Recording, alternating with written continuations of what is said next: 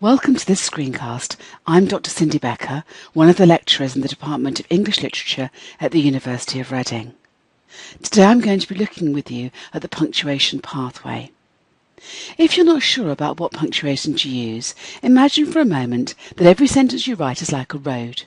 A comma is a speed bump in the road. It causes your reader to pause just for a moment.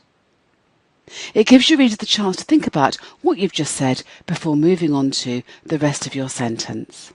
If you're not sure whether you're using too many or too few commas, a useful thing to do is to read your writing out loud to yourself and just hear how it sounds. You'll very quickly get used to the rhythm of your writing. The next option you have is a colon. Now, a colon is like an archway in the road. You don't pause, you just walk straight through it. All a colon is doing is saying to the reader something a little bit different is about to happen to you.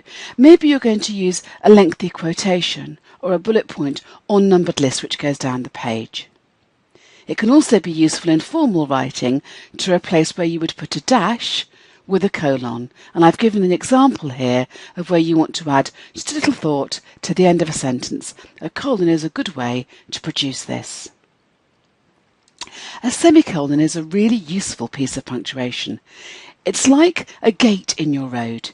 You have to pause a bit longer than a comma because you've got to open the gate and then you can walk straight through.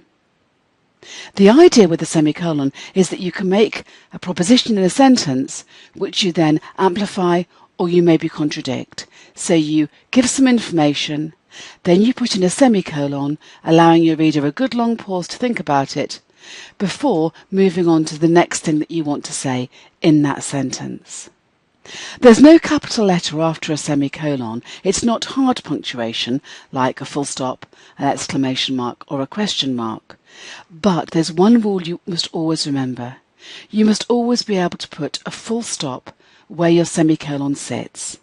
And the two sentences that would be created by doing this must both make sense. The final option I'll consider with you is a full stop. A full stop is like a brick wall at the end of your sentence. Your reader has to take a good bit of a mental break, thinking about what you've said in that sentence, making sure it's all clear before moving around the brick wall and going back on the path into your next sentence.